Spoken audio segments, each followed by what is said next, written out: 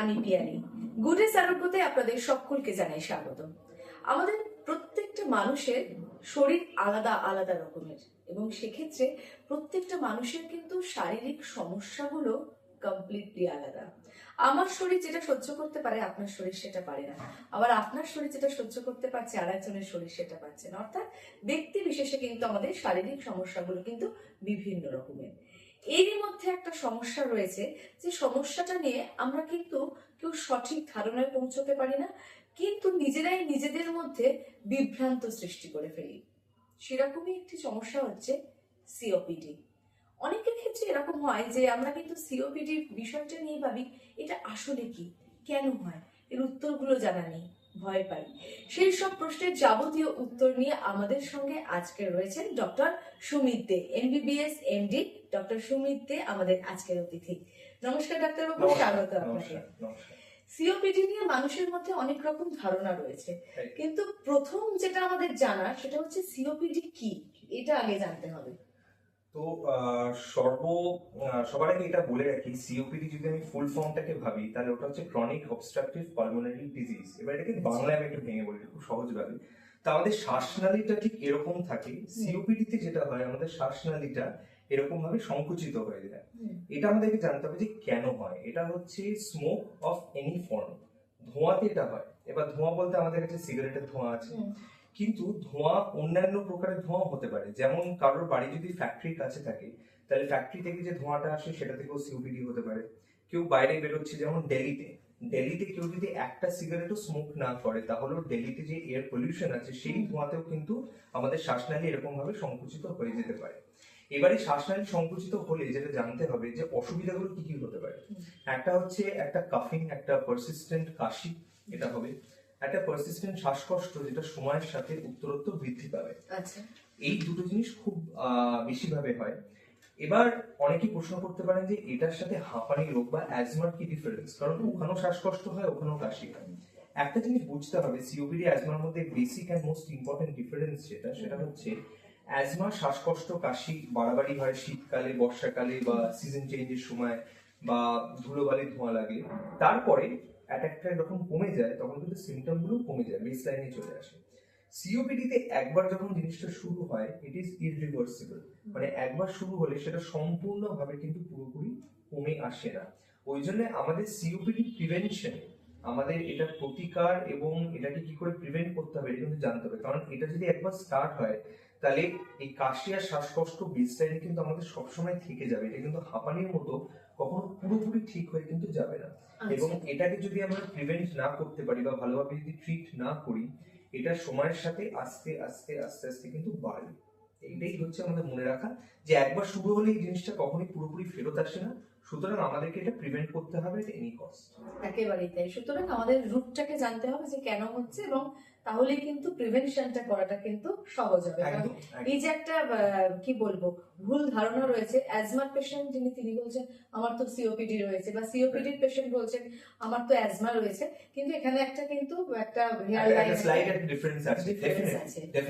সেই ডিফারেন্সটা কিন্তু বুঝতে হবে। এই যে একটা সিজন চেঞ্জ, স্পেশালি উইন্টারে, অনেকের ক্ষেত্রে দেখি যে সিওপিডি বা অ্যাজমা দু ক্ষেত্রে সমস্যাটা কিন্তু বাড়ছে।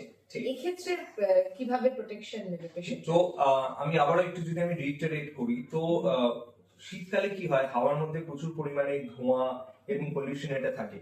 তো আমাদের শ্বাসনালী যেটা অলরেডি সংকুচিত হয়ে আছে ওটা আর একটু সংকুচিত হয়ে যেতে পারে। তাহলে আমাদেরকে বিভিন্ন এই এক্সপোজার গুলোকে একটু স্টপ করতে হবে। এক্সপোজার স্টপ করার সবচেয়ে ভালো উপায়টা কি, আপনি যে মুহূর্তে বাড়ি থেকে বেরোবেন আপনি একটা স্কার্ফ বা একটা মাস্ক ব্যবহার করুন। তাতে কি হবে, বাইরের এই ধুলোবালি ধোঁয়াটা আমাদের শরীরের মধ্যে প্রবেশ করবে না। 2 নম্বর হচ্ছে, আপনি যদি মর্নিং ওয়াকার হন তাহলে সকালবেলা ওই ঠান্ডা হাওয়ার মধ্যে মর্নিং ওয়াক না করে যদি মোটামুটি সকাল 11টা বা দুপুর 1টার সময় যদি করতে পারেন, কারণ ঠান্ডা হাওয়ার একটা এফেক্ট থাকে এই শ্বাসনালীটাকে এরকম ভাবে ছোট করে দেয়। তাহলে এটা যদি আমরা প্রিভেন্ট করতে পারি, দুপুর 1টার সময় আপনি ওয়াক করুন বা এক্সারসাইজ করুন, তাতে কিন্তু ডেঞ্জারটা অনেক কম। আরেকটা খুব ইম্পর্টেন্ট জিনিস হচ্ছে, যেটা এখন আস্তে আস্তে আমাদের লাইফস্টাইলের মধ্যে ঢুকছে, আমাদের একটা কনসেপ্ট আছে যে এই ভ্যাকসিনেশন, যেটা টিকাকরণ যেটা বলে, সেটা বাচ্চা বেলায় থাকে এবং বাচ্চা বেলার পর আর এই টিকাকরণের কোনো রোল নেই। এটা কিন্তু একটু ভুল। সিওপিডির ক্ষেত্রে কিছু কিছু অ্যাডাল্ট ভ্যাকসিনেশন আছে, এই ভ্যাকসিনেশন গুলো কিন্তু নিতে হবে, স্পেশালি দুটো। একটা হচ্ছে প্রতি বছর যেটা ইনফ্লুয়েঞ্জার জন্য একটা ভ্যাকসিনেশন হয়, একদম। এবং একটা হচ্ছে নিউমোনিয়ার জন্য, যেটা এখন নতুন একটা বেরিয়েছে, ওটাও খুব ভালো। লাইফে একটা ভ্যাকসিন নিলে নিউমোনিয়া ভ্যাকসিন আর আপনাকে সারা জীবন একটাও নিতে হবে। আচ্ছা। একদম। তো ইনফ্লুয়েঞ্জা ভ্যাকসিন প্রতি বছর আর নিউমোনিয়া ভ্যাকসিন সারা জীবনে একটা, এটা নেওয়াটা খুব দরকার। কারণ এতে কি হয়, পরবর্তীকালে যদি আমাদের ইনফ্লুয়েঞ্জা বা নিউমোনিয়া যদি হয়, হতে পারে, ভ্যাকসিন নিলে যে হবে না তা নয়, কিন্তু তার সিভিয়ারিটি অনেক কম, এবং শীতকালে বা বর্ষাকালে বা সিজন চেঞ্জে যে বাড়াবাড়িটা হয়, আপনি দেখবেন বাড়াবাড়ির মাত্রাটা অনেক কমে গেছে। সুতরাং আমাদের বাড়ি থেকে বেরোলে একটা মাস্ক ব্যবহার করা, সকালবেলা বেরোনোটা একটু অ্যাভয়েড করা, এবং ভ্যাকসিনেশন নেওয়া, এতে কিন্তু আমাদের অনেক ক্ষেত্রে অনেকটা প্রিভেনশন হয়। প্রিভেনশন হবে। তো এই যে টিকাকরণ, যেটা এটা কি যে কেউ বয়সে যে কেউ নিতে পারে? তো এটা হচ্ছে 18 বছরের ঊর্ধ্বে যে কেউ, যে কোনো মানুষের নেওয়া উচিত, আর সিওপিডি পেশেন্টদের তো ডেফিনেটলি নেওয়া উচিত। এটা নিয়ে কোনো রকম কোনো দ্বিধা যেন না থাকে, কারণ অনেকের এই কোভিড ভ্যাকসিনেশনের পর একটা কনসেপ্ট এন্ড মিসকনসেপশন হয়েছে যে আমি ভ্যাকসিন নিলে বোধহয় আমার কোভিড আবার হতে পারে, এবং সেই কোভিডটা খুব খারাপ হবে। ইনফ্লুয়েঞ্জা নিউমোনিয়া ভ্যাকসিনটা নিলে একটা জিনিস জানতে হবে, যে এখানে ইনফ্লুয়েঞ্জা বা নিউমোনিয়া আবার হতে পারে, এটা কিন্তু কেউ আটকাতে পারবে না, কিন্তু হলে তো সিভিয়ারিটিটা অনেক কম, এবং নেওয়াটা খুব দরকার। আমরা অনেক সময় দেখেছি যারা এল্ডারলি মানুষ, যারা বয়োজ্যেষ্ঠ, যারা তারা যখন এই ভ্যাকসিনেশনটা নিয়েছেন, তাদের হসপিটালে ভর্তি হওয়ার চান্স কিন্তু অনেক কমে গেছে, এবং যদি হসপিটালে তারা বাই চান্স ভর্তি হন, তাদের আইসিইউতে অ্যাডমিশন অনেক কমে গেছে। তাদের হয়তো জেনারেল ওয়ার্ডে ভর্তি থেকে একটা দুটো দিন অ্যাডমিশন থেকে তারা বাড়ি চলে যেতে পারছেন। সেখানেই যারা এই ভ্যাকসিনটা নেননি, তারা কিন্তু আইসিইউতে ভর্তি হচ্ছেন, তাদের প্রগনোসিস অনেক খারাপ, এবং অনেককে ভেন্টিলেটরে পর্যন্ত দিতে হচ্ছে। তো সুতরাং ভ্যাকসিনেশনটা কমপ্লিটেড থাকলে আপনাদের কিন্তু এই প্রবলেমটা অনেক কম হবে। একেবারেই তাই। সুতরাং ভ্যাকসিনেশনের উপকারিতা ঠিক কি এবং কেন নেবেন আপনি ভ্যাকসিনটা, সেটা কিন্তু ডাক্তারবাবু একদম ক্লিয়ার করে আমাদের বলে দিয়েছেন। একটু আগে ধোঁয়ার কথা আমরা বলছিলাম, এই প্রসঙ্গেই জানতে চাইবো যে যারা রেগুলার স্মোক করছে, যারা স্মোকার্স রয়েছে, এবং তাদের যদি সিওপিডি থাকে, ক্ষতিকারক তো ডেফিনেটলি, কিন্তু কতটা ক্ষতি করছে সেটা, বা কিভাবে ক্ষতি করছে? তো এটাকে যদি আমি একটা ভাবে সাম আপ করতে পারি, দেখা গেছে সিওপিডি, যে আমি বললাম ইরিভার্সিবল, একবার শুরু হয়ে গেলে সিওপিডি কখনো থামে না। তারই মধ্যে একটাই ট্রিটমেন্ট মডালিটি যদি থাকে, যেটা সিওপিডির যে এগোনোর যে রেটটাকে, সেটাকে যদি একটু কমাতে পারে, দ্যাট ইজ স্মোকিং সেসেশন। সুতরাং আপনি যদি স্মোক করেন, there is no bad time to stop it. আপনি আজকেই বন্ধ করুন, আপনি পরবর্তীকালে আপনি ডেফিনেটলি রিলিফ পাবেন। ম্যাক্সিমাম লোকে কি করে আমি একটু বলে দিই, উনারা স্মোকিং কমিয়ে দেন এবং ভাবেন যে আমি তো ওষুধটা খাচ্ছি, ওষুধটা খেতে খেতে যদি আমি স্মোকিং কমিয়ে দিই, তাহলে আমি স্মোকিংটা কন্টিনিউ করতে পারবো। এটা কিন্তু একদমই ভুল। এতে কি হবে, আপনি ওষুধটা যেটা নিচ্ছেন তার এফেক্টও হবে না, উল্টে ওষুধের একটু একটা প্রাইসও আছে, একটা কস্টও আছে, so it becomes a costly affair, যে আপনি বিষটাও নিচ্ছেন এবং বিষের প্রতিকারটাও নিচ্ছেন, কোনোটাই কাজ করবে না। তো সুতরাং স্মোকিং খালি কমালে হবে না, স্মোকিংটা বন্ধ করতে হবে, এবং স্মোকিং ইন এনি ফর্ম বন্ধ করতে হবে। কেউ অনেকে ভাবে যে আমার বাড়ির লোক বাইরে গিয়ে খেয়ে আসছে, আমার তো কোনো অসুবিধা নেই, তা কিন্তু নয়। সে যখন বাইরে থেকে স্মোকিং করে যখন ঘরে ঢুকছে, তখন ওই জামা কাপড়ের মধ্যে একটু ধোঁয়া থেকে যায়, সেটাও কিন্তু আমি যখন একটা সিওপিডি পেশেন্ট হিসেবে ইনহেল করছি, তাহলে সেটাও কিন্তু ক্ষতিকারক। সুতরাং আমি নিজে স্মোকিং বন্ধ করব, বাড়ির লোকে যদি কেউ খায় সেটাকেও বন্ধ করতে হবে, এবং কেউ যদি ভেপিং করে, তারপর কারো যদি চিমনি থেকে প্রচুর ধোঁয়া বেরোয়, সেটাকে কি করে কন্ট্রোল করা। আরেকটা জিনিস একটু বলে দিই, আমাদের মা দিদা যারা হয়তো কোনোদিন স্মোকিং করেনি, তাদেরও অনেকে সিওপিডি থাকে। কি করে আমি একটু বলি, অনেকে যেমন এই পুজো ঘরে যেমন পুজো করছেন, ধূপ জ্বালাচ্ছেন, এই ধূপ ধুনো থেকে কিন্তু সিওপিডি হয়। সুতরাং আমরা অনেক দেখেছি মন্দিরের পণ্ডিত মশাই সারা জীবনে একটাও স্মোক করেননি, কিন্তু সারাক্ষণ এই ধূপ আর ধুনোর সামনে বসে বসে ওনার কিন্তু সিওপিডি হয়ে গেছে। মানে এটা একটা রিজন, এটা একদম রিজন। সুতরাং আপনারা যদি যারা ঠাকুর ঘরে যান, তারা সেই সময় যদি একটা মাস্ক পরে যদি ঠাকুর পুজো করেন, তাহলে সেটাও কিন্তু আপনাদের অনেকটা মানে লাভ দেবে। এটা একটু মনে রাখতে হবে। সুতরাং খুব ছোট ছোট আমাদের দৈনন্দিন জীবনের কিছু বিষয়, যেগুলো কিন্তু একটু মাথায় রাখতে হবে, কারণ হচ্ছে আমাদেরকে সুস্থ থাকতে হবে। আমাদের এই মুহূর্তে দাঁড়িয়ে আমরা মাঝে মাঝেই বলি না যে সুস্থ আছি, বেঁচে আছি, এটাই ঈশ্বরের আশীর্বাদ, কিন্তু সেই দায়িত্বটা আপনাকে একটু নিতে হবে, যাতে করে আপনি নিজেকে নিজে ভালো রাখতে পারেন, আপনার পরিবারের সদস্যদেরকে আপনি ভালো রাখতে পারেন। আরো একটা প্রশ্ন, যে একজন পেশেন্টের তো জন্মলগ্ন থেকে সিওপিডি থাকে না, একটা সার্টেন এজের পর একটা সার্টেন টাইমে গিয়ে তার সিওপিডি সমস্যাটা তৈরি হচ্ছে। এই যে সিওপিডি সমস্যাটা তৈরি হচ্ছে, কোনো কি সিগন্যাল দেয় শরীর? একদম একদম কিছু কিছু সিগন্যাল আমাদেরকে জানতে হবে। আর সবার আগে যদি কারোর একটা পারসিস্টেন্ট একটা কাশি হতে থাকে, তাহলে সেটা একটা সিওপিডি একটা লক্ষণ। কারোর যদি একটা পারসিস্টেন্ট শ্বাসকষ্ট হতে থাকে যেটা কমছে না, সেটা কিন্তু একটা সিওপিডির লক্ষণ। এবং আমাদের এবার একটা প্রশ্ন আসতেই পারে যে এই লক্ষণ তো অন্যান্য ডিজিজ প্রসেসেও হয়, তাহলে আমরা এটা সিওপিডি তে বুঝবো কি করে? প্রথম কথা, যদি রিস্ক ফ্যাক্টর থাকে তাহলে সেটা ডেফিনেটলি আমাদের মাথায় আসতে হবে যে এটা একটা সিওপিডি হতে পারে। রিস্ক ফ্যাক্টর মানে কিরকম? কেউ যদি কন্টিনিউয়াসলি স্মোক করে যায়, বা কেউ যদি একটা ইন্ডাস্ট্রিয়াল এরিয়াতে থাকে, বা কারোর বাড়িতে যদি কন্টিনিউয়াসলি এরকম ফ্যাক্টরি ধোঁয়া যদি আশেপাশে আসতে থাকে, তার যদি কাশি এবং শ্বাসকষ্ট শুরু হয়, তাহলে আমাদের ভাবতে হবে এটা সিওপিডি। এবং যখন এই লক্ষণগুলো আসবে তখন আমাদের ডেফিনেটলি আমাদের ডক্টরের সাথে কনসাল্ট করা উচিত। বিভিন্ন পরীক্ষা নিরীক্ষার মাধ্যমে তখন জানা যাবে সিওপিডি, এবং তখন সেটাকে ট্রিটমেন্ট করতে হবে। সুতরাং কাশি, শ্বাসকষ্ট, যদি দেখা যায় যে ওজন কমে যাচ্ছে, খিদে কমে যাচ্ছে, এগুলো কিন্তু একটা subtle sign and symptom of an emergent COPD. আচ্ছা, মানে এইগুলো কিন্তু আমরা ইউজুয়ালি একটু এড়িয়ে যাই। আমরা প্রচন্ড ভাবে ভাবি যে এটা তো একটা নরমালি আজকে খিদে কমে গেছে, এমন কিছু বড় ব্যাপার নয়, কাশি হচ্ছে একটু আমি একটু স্টিম নিয়ে নিলাম, একটু গার্গল করে নিলাম, কমে যাবে। কিন্তু আমাদের যদি রিস্ক ফ্যাক্টর থাকে এবং আপনি যদি দেখেন যে কাশিটা কমছে না, উত্তরোত্তর বাড়ছে, আপনি ডেফিনেটলি ডক্টরের সাথে কনসাল্ট করুন, এবং সেখানে কিন্তু সিওপিডি বেরোনোর একটা কিন্তু হাই চান্স আছে। স্পেশালি আমাদের এই শীতকালে, বর্ষাকালে বা এরকম ওয়েদার চেঞ্জের সময় যদি বাড়াবাড়ি হয়, এটা কিন্তু অ্যাজমা যেমন হতে পারে, আন্ডারলাইন সিওপিডিও থাকতে পারে। একেবারেই তাই। সুতরাং এই বিষয়গুলো আমাদের প্রত্যেকে একটু লক্ষ্য রাখতে হবে। সিওপিডি কি আমরা এটা ধরে নেবো যে সিওপিডি ইজ নট কিউরেবল, এটাকে প্রিভেন্ট করা যায় বাট কিউরেবল নয়? তো এটা খুব ভালো প্রশ্ন করেছেন। তো এটার আনসারটা আমি একটু ডিফারেন্ট ভাবে দেবো। COPD is preventable. আমরা ওই জন্য আমাদের প্রাণপণে চেষ্টা করা উচিত এটাকে প্রিভেন্ট করা। কিন্তু একবার সিওপিডি হয়ে গেলে সেটাকে আমরা কখনোই পুরোপুরি কিওর করতে পারবো না। এবার এটা শুনে একটু ডিপ্রেশন হতে পারে যে একটা জিনিস হয়ে গেল, আমি এটা ঠিক করতে পারলাম না। সেটা নিয়ে মাথা খারাপ করার কোনো দরকার নেই। যদি আমাদের সিওপিডি হয়েও যায়, আমরা একটা নর্মাল মানুষের মতো আমরা লাইফ সবকিছু লিড করতে পারবো, provided we take certain measures. যেমন আমাদের একটু ওষুধপত্র একটু রেগুলারলি নিতে হবে, আমাদের একটু এক্সারসাইজ করতে হবে। এগুলো করলে সিওপিডি ইজ নট কিউরেবল ঠিক, কিন্তু সিওপিডি কিন্তু অনেকটা ভালোভাবে আমরা রাখতে পারি, যাতে আমরা একটা নর্মাল লাইফ লিড করতে পারি। একদম। সুতরাং আমাদের ওই ডেইলি লাইফটাকে একটু কন্ট্রোলে রাখতে হবে, একটু ডিসিপ্লিন ওয়েতে আমাদের লাইফস্টাইলটা সাজাতে হবে। অনেকের না এটা হয় যে হাঁপ ধরবে, তো এই ভয় তারা, যেহেতু এক্সারসাইজের কথা উঠলো, তারা এক্সারসাইজ করতে চায় না, যে হাঁপটা ধরবে এক্সারসাইজ করবে না। কিন্তু সিওপিডির জন্য কি পার্টিকুলার কোন এক্সারসাইজ আছে যেটা করলে সেটা অনেকটা? একদম একদম, এটা খুব ভালো প্রশ্ন করেছেন আপনি, এটাকে আমি ক্ল্যারিফাই করে দিই। তো অনেকের এটা মনে হয় যে আমার শ্বাসকষ্ট যখন হচ্ছে আমি এক্সারসাইজ করবো না, তাহলে আমার শ্বাসকষ্টটা কম থাকবে। সিওপিডি তে অ্যাকচুয়ালি উল্টো জিনিসটা করা উচিত, কিছুটা এক্সারসাইজ করা উচিত। কেন? সিওপিডি তে আমাদের শ্বাসকষ্ট হয়, তো আমাদের এই যে শ্বাসের যে মাসেল গুলো রয়েছে সেগুলো অ্যাকচুয়ালি উইক হয়ে গেছে। আমাকে যদি কোনো একটা মাসেলকে স্ট্রং করতে হয়, সেটাকে আমাকে একটু খাটাতে হবে। একটু খাটাতে গেলে একটু কিন্তু এক্সারসাইজ করতেই হবে। তো সিম্পল এক্সারসাইজ কি আছে দেখুন, সবার আগে আমাদের একটা ব্রিদিং এক্সারসাইজ আছে। তো আমরা নাক দিয়ে শ্বাস নিয়ে যখন আমরা মুখ দিয়ে শ্বাসটা ছাড়বো, তখন এমন করে ছাড়বো অ্যাজ ইফ যেন আমরা শীষ দিচ্ছি। তাতে কি হবে? ঠিক এরকম হবে। তো এই যে শীষ দেওয়ার মতো করে যখন আমরা ছাড়ছি, তখন কি হচ্ছে, একটা এয়ার প্রেসার ডেভেলপ করছে, এবং এই এয়ার প্রেসারটা মুখে যখন ডেভেলপ করে, ওর পেছনে যে শ্বাস নালীগুলো আছে যেগুলো এরকম ভাবে সংকুচিত হয়ে গেছে, ওই প্রেসারে এটা এরকম করে ধাক্কা খেয়ে এটা খুলে যাবে।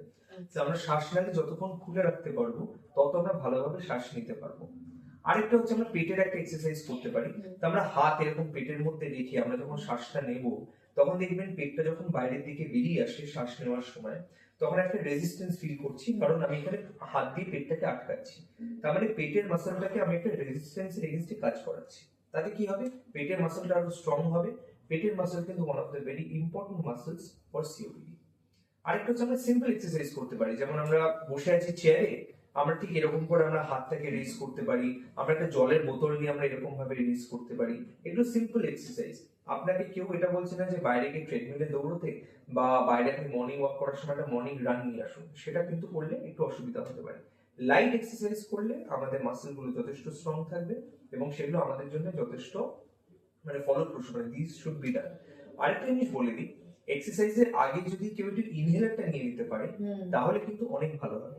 কারণ এই যে শ্বাসনালী ছোট হয়ে যাওয়ার যে একটা ভয় থাকে, মাথার মধ্যে সবসময় অ্যাংজাইটি প্লে করছে যে এই আমার মধ্যে শ্বাসকষ্ট শুরু হলো, বেস্ট হচ্ছে এক্সারসাইজের আগে যদি একটু ইনহেলার নিয়ে নেওয়া যায়, তাহলে শ্বাসনালীটা আরো খুলে যাবে, এবং তখন এক্সারসাইজ করতেও খুব সুবিধা হবে।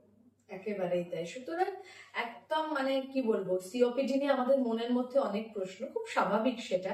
এবং সেখানে একজন বিশেষজ্ঞ রয়েছেন, তিনি এত সুন্দর করে আমাদের পুরো বিষয়টা আমাদের সামনে উপস্থাপন করলেন, যে কারণে কিন্তু আমাদের যে আমরা যারা ডেইলি লাইফে যারা সিওপিডির পেশেন্ট, তারা কিন্তু কিভাবে সুস্থ জীবন যাপন করব সেই জায়গাটা কিন্তু সহজ হয়ে যাবে।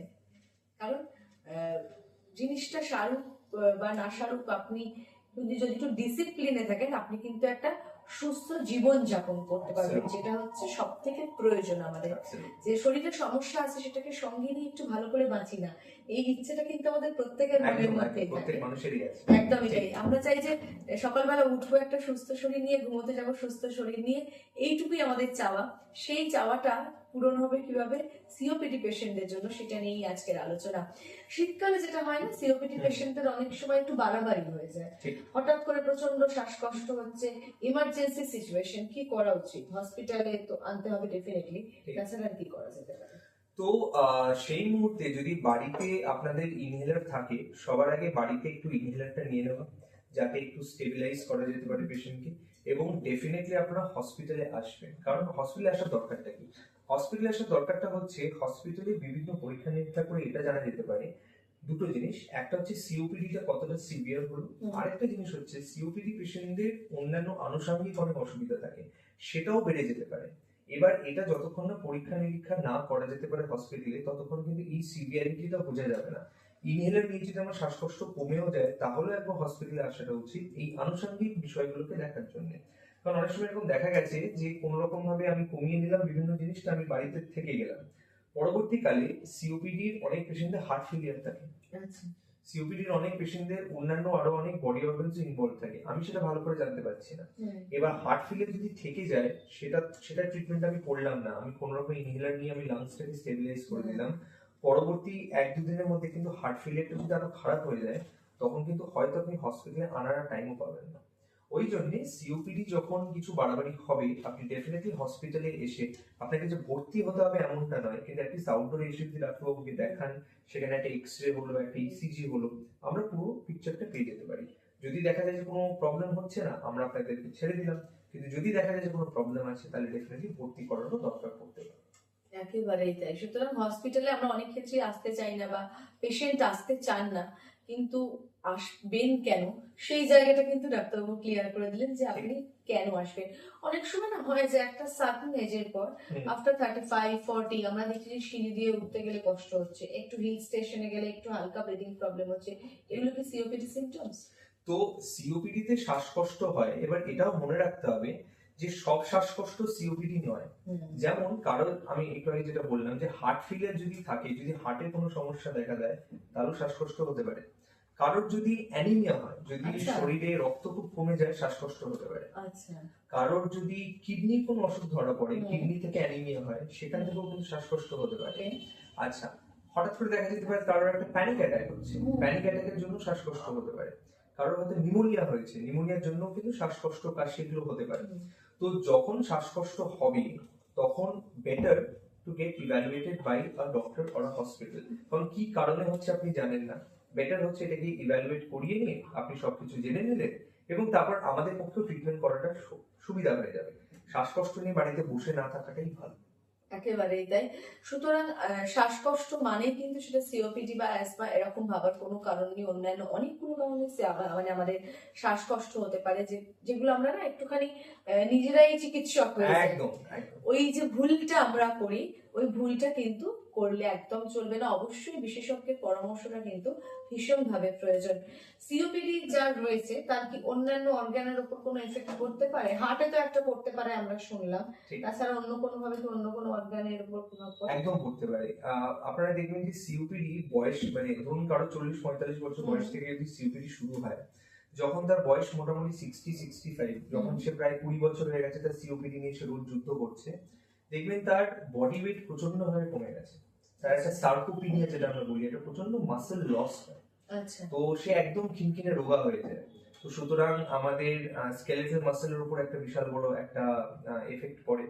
হার্টের ওপর তো পরেই পড়ে, কারণ সিওপিডি যাদের থাকে তাদের দেখা যায় যে হার্ট ফেলিয়ার হওয়া, অ্যারিথমিয়া মানে আমাদের যে হৃদকম্পন যেটা সেটা রেগুলারাইজ হয় না, হঠাৎ হঠাৎ বুকের ধড়পড় ফিল কেউ করে, তারপর বুকে ব্যথা হওয়া, কারোর ইসকেমিক হার্ট ডিজিজ যেমন আমাদের শ্বাসনালী আছে, যেমনি আমাদের হার্টের মধ্যে রক্ত চলাচলের ধমনী আছে, সেগুলো কিন্তু এরকম ভাবে ছোট হয়ে যেতে পারে।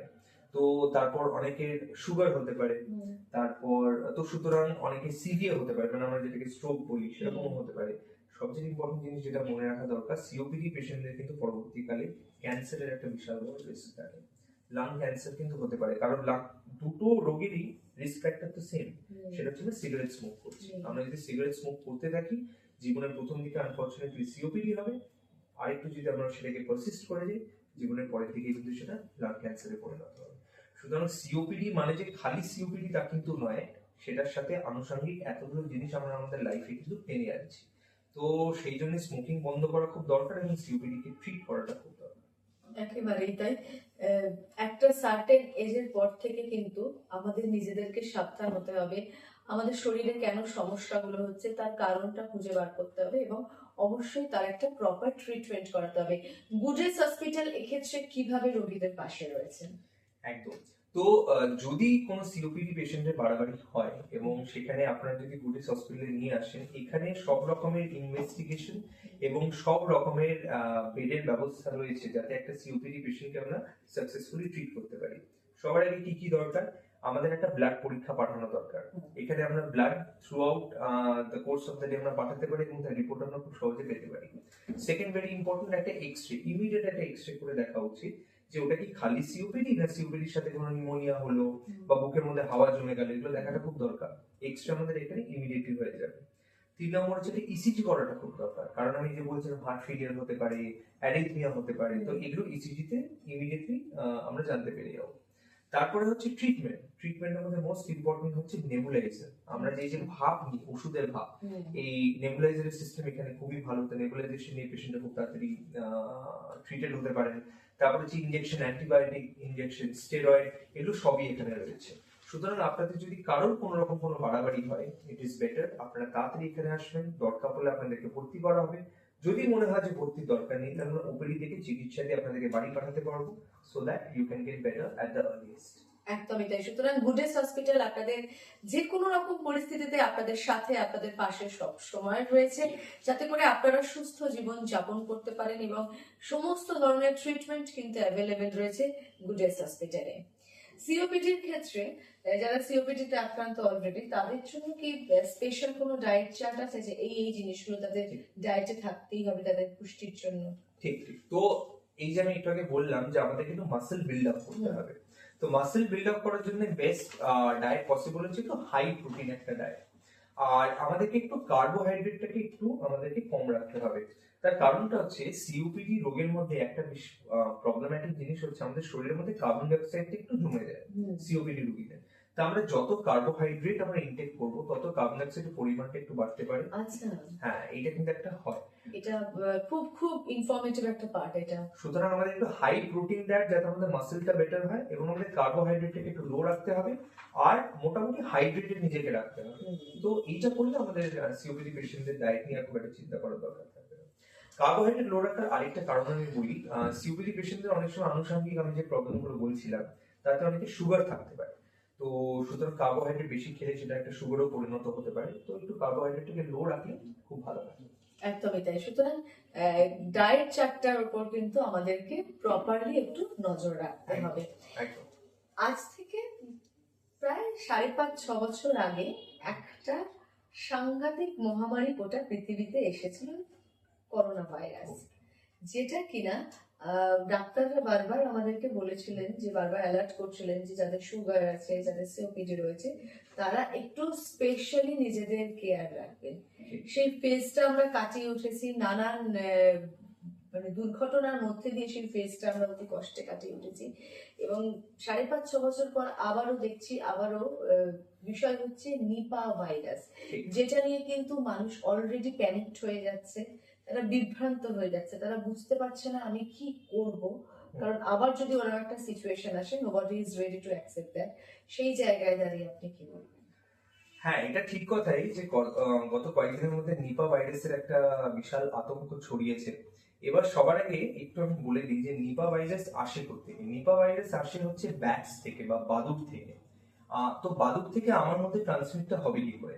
তো দেখা গেছে গ্রামে গঞ্জের দিকে বাদুড়রা যদি একটা ওই ফল যদি হাফ কেটে বা মুখে কেটে বা খেয়ে যদি রেখে দেয়, আর সেই ফলটা যদি মানুষ পিক আপ করে, তাহলে বাদুড় থেকে এই ভাইরাসটা ট্রান্সমিট হতে পারে। তাহলে আমাদের এখন কাজ হচ্ছে এই যে গ্রামে গঞ্জের দিকে বা ইনফ্যাক্ট শহরের দিকেও আমরা হঠাৎ করে এই ফলগুলো খাবো না। তার মধ্যে একটা ভেরি স্পেসিফিক ফল হচ্ছে খেজুর। আচ্ছা, আমাদেরকে এখন খেজুরটাকে একটু অ্যাভয়েড করতে হবে। সেকেন্ড হচ্ছে যদি আমরা এরকম ফল আমাদেরকে খেতেই হয়, আমরা যদি বাজার দোকান থেকে যে ফলগুলো কিনছি, আমরা কি তাহলে ফল খাওয়া ছেড়ে দেবো? তা তো নয়। সেটাকে ভালো করে ধুয়ে সেটাকে দরকার পড়লে বয়েল করে তারপর খেতে হবে। আচ্ছা, ওয়ার্স্ট কেস সিনারিও হচ্ছে আমি এত প্রিভেন্টিভ মেজার নেওয়ার পরেও হয়তো দেখা গেল কারোর নিপা ভাইরাস আসতে পারে। সেখানে আমি বুঝবো কি করে যে আসছে? দুটো দিক আছে। একটা হচ্ছে কারোর নার্ভাস সিস্টেম এফেক্টেড হতে পারে, কারোর ফুসফুস এফেক্টেড হতে পারে।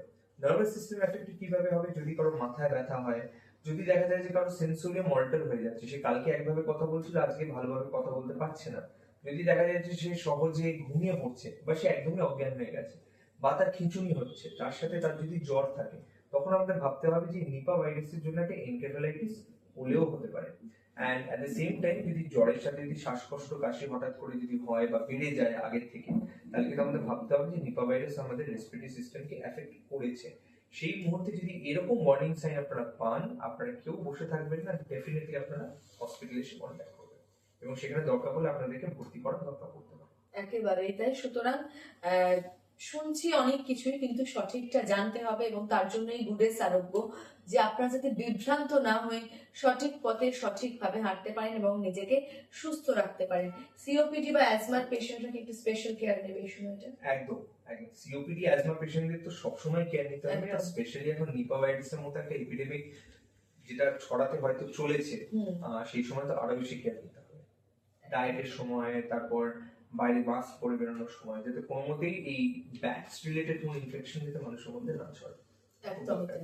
সুতরাং আমাদের প্রাত্যহিক জীবনকে আমরাই কিন্তু সুন্দর রাখতে পারি, আমাদের স্বাস্থ্যকে আমরাই সুন্দর রাখতে পারি, কারণ দিন শেষে কিন্তু স্বাস্থ্যই সম্পদ। তাই সম্পদকে সুরক্ষিত রাখার দায়িত্ব আপনার। আর আপনাদের সেই পথ চলায় আপনাদের পাশে রয়েছে গুডেস হসপিটাল। যারা চাইছেন গুডেস হসপিটালে আসতে, তাদেরকে আমি জানিয়ে দেবো যে গুডেস হসপিটালের অ্যাড্রেস AC94 প্রফুল্ল কানন ইস্ট, গুডেস হসপিটালের অ্যাড্রেস। আপনারা কিন্তু এখানে সমস্ত রকমের সুবিধা পেয়ে যাবেন। আরো একটা কথা, আপনারা অনেকেই অনেক রকম শারীরিক সমস্যায় ভুগছেন।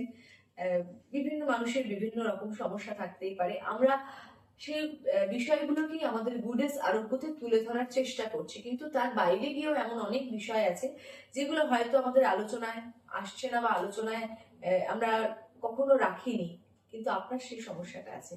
কি করবেন আপনি? আমাদেরকে চিঠি লিখতে পারেন, আমাদেরকে চিঠি লিখে জানাতে পারেন আপনাদের সমস্যা।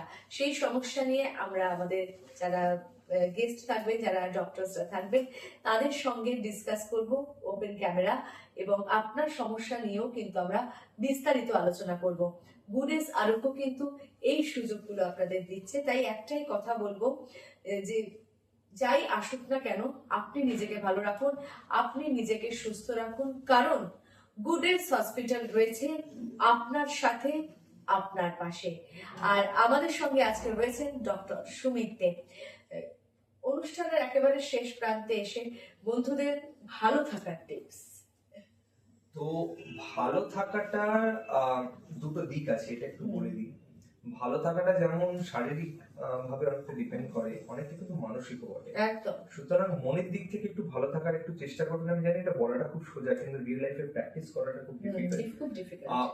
মানসিক দিক থেকে ভালো থাকতে গেলে দুটো জিনিস আমার মনে হয় খুব ইম্পর্টেন্ট। একটা হচ্ছে টাইমে শোয়া রাত্রিবেলা, এবং একটা হচ্ছে সকালবেলা যদি উঠে একটু এক্সারসাইজ করা যায়। যদি সিওপিডি পেশেন্ট হন তাহলে সকালটা একটু অ্যাভয়েড করে দিলে একটু দুপুরের দিকে, কিন্তু good rest, good exercise and good diet, এই তিনটে যদি রাখা যায় তাহলে কিন্তু সিওপিডি পেশেন্টরাও দেখা যায় যে অনেক ভালো থাকে। শুধু সিওপিডি না, যে কোনো পেশেন্টই ভালো থাকবে, স্পেশালি সিওপিডি পেশেন্ট। তো টাইমে শুয়ে পড়ুন, টাইমে উঠুন, একটু এক্সারসাইজ করুন, ভালো একটা ডায়েট প্র্যাকটিস করুন, আমরা লাইফ অনেক ভালো থাকবে। একদমই তাই। গুডেস আরোগ্য আজকের মতো এই পর্যন্তই। অনেক অনেক ধন্যবাদ ডাক্তারবাবুকে। প্রত্যেকে খুব ভালো থাকবেন, আর একটাই কথা সবসময় মাথায় রাখবেন, গুডেস হসপিটাল আপনাদের সাথে, আপনাদের পাশে সবসময় আছে। নমস্কার।